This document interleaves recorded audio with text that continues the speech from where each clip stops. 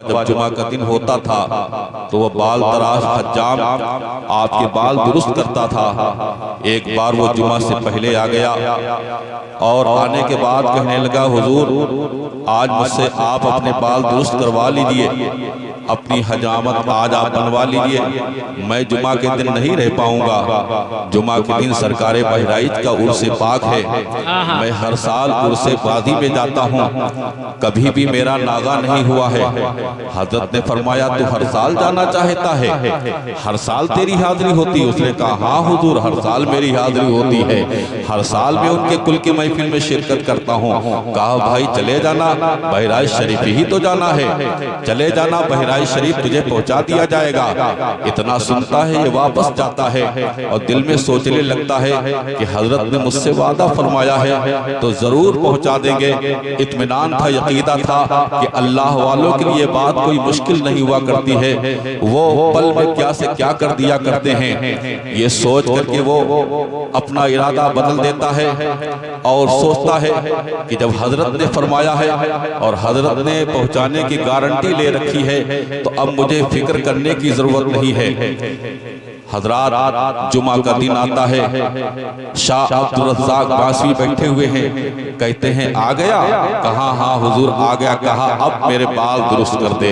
बाल दुरुस्त करता जा रहा है, बाल तराश करता जा रहा है, आंखें भीगती चली जा रही हैं, आंखों से आंसू बहते चले जा रहे हैं। हजरत की निगाह पड़ती है, देखते क्या है कि ये इसकी आंखें भीग रही हैं, इसका चेहरा उदास है। हजरत ने पूछा, क्या बात है, रो क्यों रहा है, रोने की क्या वजह है? कहा, हजरत रो नहीं तो और क्या करूं, हर साल मेरी हाजिरी हुआ करती थी और हर साल उर्से गादी की कुल की महफिल में जाया करता था, यह पहला मौका है कि जब आज मैं ना ही जा सका हूं। कहा, भाई बाल दुरुस्त कर ले, मैं तुझे पहुंचा दूंगा। कहा, कैसे पहुंचा देंगे, बहराइच शरीफ यहाँ नहीं है, बहराइच शरीफ बासे शरीफ से बहुत दूर है। कहा, मेरे बाल दुरुस्त कर दे, मैं तुझे पहुंचा दूंगा। अब ये बाल तराश कर रहा है, बाल काट रहा है, बाल दुरुस्त कर रहा है, आंखें भीगती चली जा रही, आंखों से आंसू टप टप गिरते चले जा रहे हैं। हजरत बाल दुरुस्त कर देता है। अब हजरत ने फरमाया, जा, जब बहराइच शरीफ जाएगा जंजीरी फाटक पर जाएगा, जंजीरी फाटक पर जाने के बाद में तो अंदर जाएगा, नाल दरवाजे के पास जाएगा, नाल दरवाजे को चूम करके जब आस्ताने पर जाएगा, आस्ताने पर फातिहा पढ़ेगा, कुल की महफिल में शिरकत करेगा और जब तू बाहर निकलेगा तो इमली के दरख्त के नीचे तुझे एक नौजवान से मेरी मुलाकात, तेरी नौजवान से मुलाकात होगी और जा ये चिट्ठी लिए जाना, ये चिट्ठी उनको दे देना और उसका जवाब ले आना। उसने कहा, हजरत हमको ये क्या समझा रहे हो, अभी तो मैं बासे शरीफ ही में बैठा हुआ हो और आप मुझको समझा रहे हो कि बहराइच शरीफ चले जाना, जंजीरी फाटक पर चले जाना, इमली के दरख्त के नीचे नौजवान से मुलाकात करना। कहा, हुजूर ये क्या समझा रहे हो? कहा, घबरा मत, मैं तुझे बहराइच शरीफ पहुंचा दूंगा, चिट्ठी पकड़ ले और जब मैं आग बंद करने के लिए कहूँ आग बंद कर लेना और जब मैं आग खोलने के लिए कहूँ तो आग खोल देना। हजरत ने फरमाया, अब तू जाना चाहता है? कहा, हुजूर जाना चाहता हूँ। कहा, अपनी आग बंद कर ले।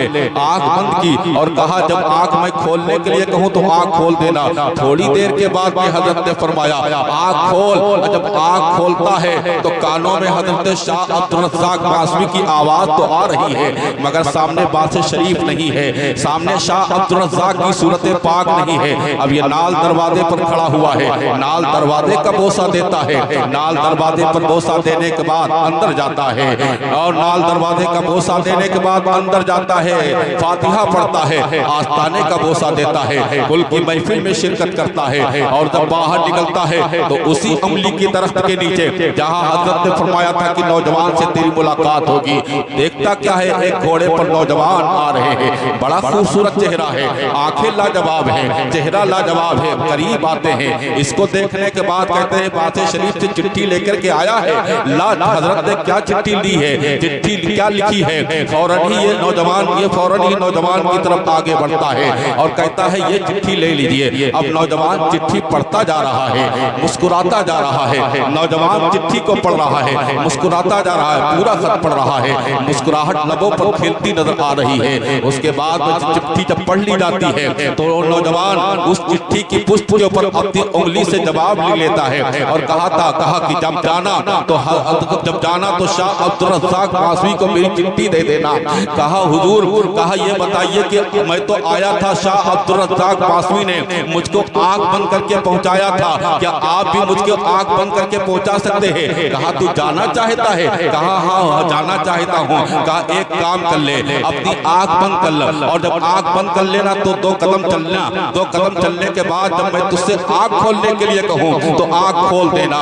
अब ये शख्स आंख बंद करता है, आंख बंद करने के बाद में इंतजार करता है कि हजरत कहेंगे 2 कदम चलना है। अब जैसे ही 2 कदम चलने के लिए कहा जाता है, 2 कदम चलता है। 2 कदम चलने के बाद में हजरत ने जैसे ही उस नौजवान ने कहा कि आंख खोल, और जब आंख खोलता है तो सामने बहराइच शरीफ नहीं है, सामने बासत शरीफ है, शाह अब्दुल रज़्ज़ाक पासवी का चेहरा है। हजरत शाह अब्दुल रज़्ज़ाक सामने बैठे मुस्कुरा रहे हैं। अब ये देखता है शाह अब्दुल रज़्ज़ाक पासवी को, अभी कुछ पल बहराइच शरीफ में नजर आ रहा था, और अब एक लम्हे में ये बासत शरीफ पहुंच गया है। फौरन पूछता है हजरत ये मेरे साथ में क्या हो रहा है, मैं कहीं ख्वाब तो नहीं देख रहा हूँ? हजरत ने फरमाया तू ख्वाब नहीं देख रहा है, तो बहराइच शरीफ गया था, तूने जंजीरी फाटक का बोसा दिया है, तूने नाल दरवाजे का बोसा दिया है, तूने अंदर जाकर के फातिहा पढ़ी है, तूने कुल की महफिल में शिरकत की है, तूने नौजवान से मुलाकात की है, और तू नौजवान से मुलाकात की है, नौजवान ने तुझे जवाब अता किया है। उसने कहा हुजूर वो नौजवान कौन था? कहा पहचाना नहीं था तूने?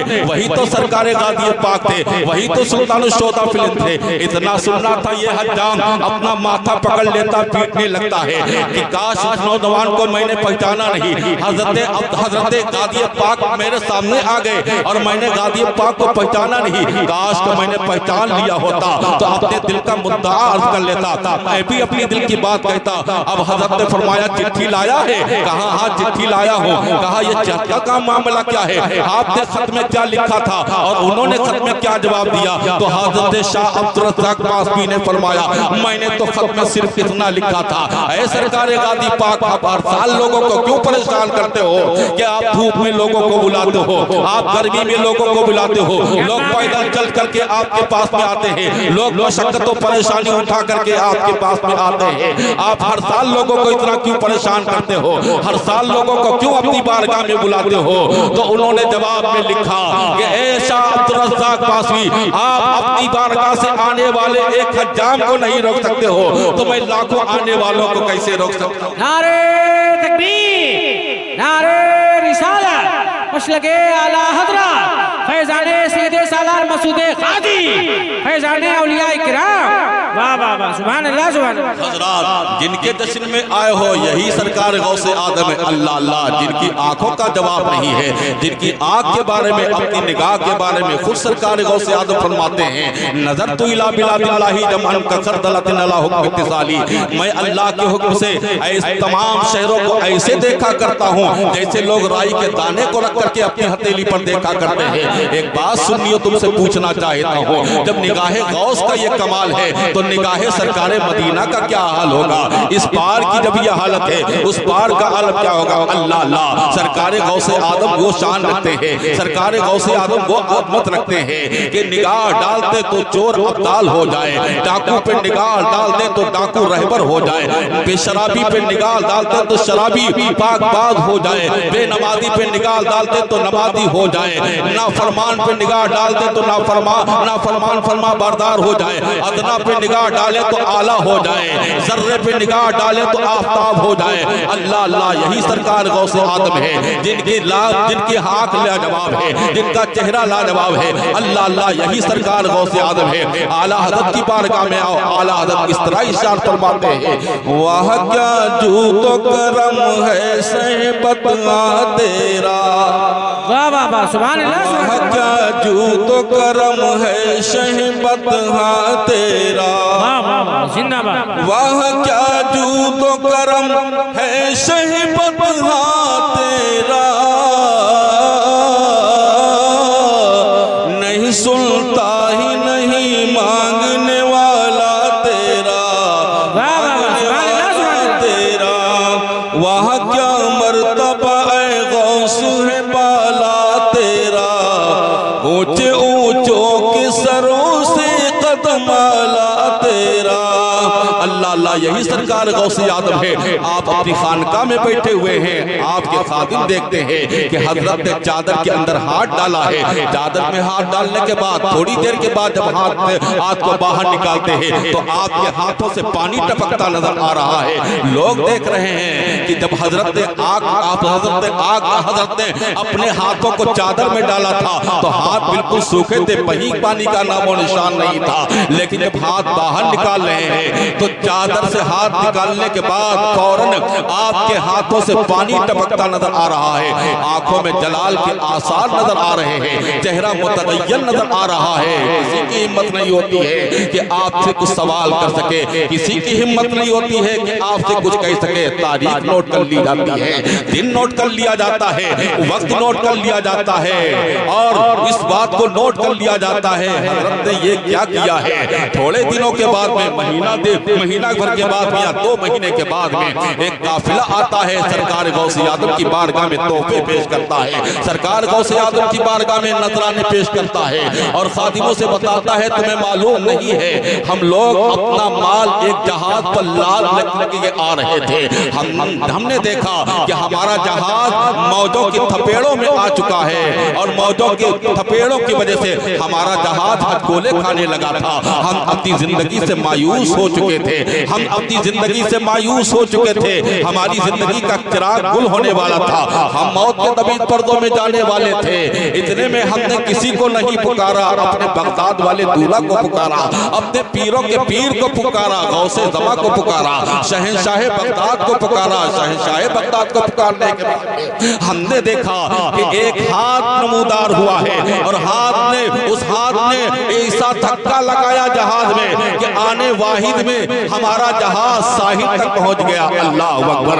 जो सरकार गौसे आदम एक डूबते हुए जहाज को अपना विलायत वाला हाथ लगा दे तो विलायत वाला हाथ लगने के बाद वो जहाज साहिल तक पहुंच सकता है। ऐ सुन्नी मुसलमानों, आप जिनकी महफिल में आए हो जरा ईमानदारी से जवाब देना, अपने दिल पर हाथ रख करके जवाब देना कि जो गौसे आदम डूबते हुए जहाज को अपने हाथ से तरा सकता है और उसको साहिल निजात तक पहुंचा सकता है, वो मेरे गौसे आदम बगदाद के दूल्हा शहंशाह बगदाद, पीरों के पीर, मीरों के मीर, रोशन दस्तगीर, शाह दस्तगीर अपनी महफिल में आने वाले तमाम गुलामों को जन्नती भी। वाह वाह वाह वाह, नारे तकबीर, नारे रिसालत, मसलके आला हज़रत, शाने गौसे आज़म।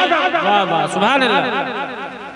अल्लाह अल्लाह, यही सरकार गौसे आदम है जिनका वसीला बड़े बड़े लोगों ने पेश किया है। बेशक बेशक कबूल नहीं हुई है तो उन्होंने सरकार गौसे आदम का वसीला पेश किया है। और देखो तारीख बताती है हजरत शाह मुजद्दिद अल्फसानी है। अल्लाह अकबर। हजरत मुजद्दिद अल्फसानी के 2 शहजादे हैं जिनको पढ़ाने के लिए मुल्ला ताहिर लाहौरी आया करते थे। यही मुल्ला ताहिर लाहौरी है हजरत मुजद्दिद अल्फसानी के शहजादों को तालीम देने के लिए आया करते थे, कुरान पढ़ने के लिए पढ़ाने के लिए आया करते थे।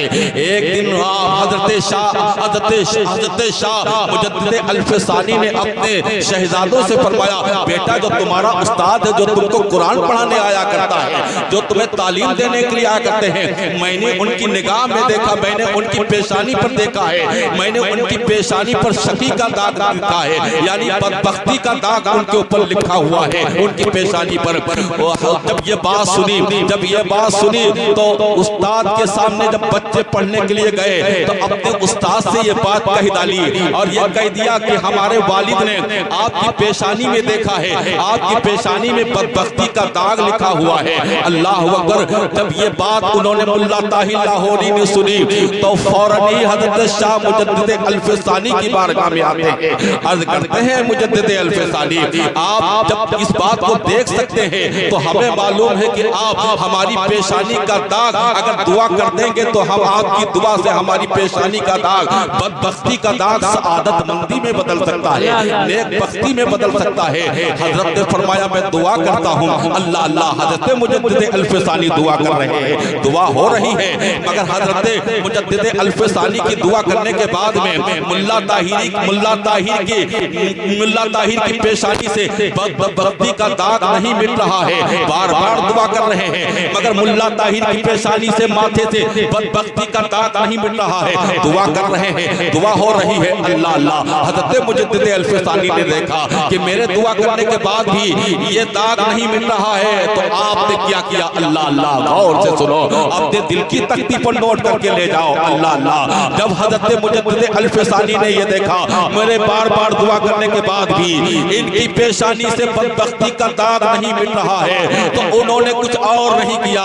हज़रत मुजद्दिद अल्फ़सानी ने अल्लाह की बारगाह में गौसे आदम का वसीला पेश किया, गौसे आदम का वसीला पेश किया, पीरों के पीर का वसीला पेश किया, पीरों के पीर के वसीला पेश किया, शाह दस्तगीर का वसीला पेश किया, शाह बगदाद का वसीला पेश किया।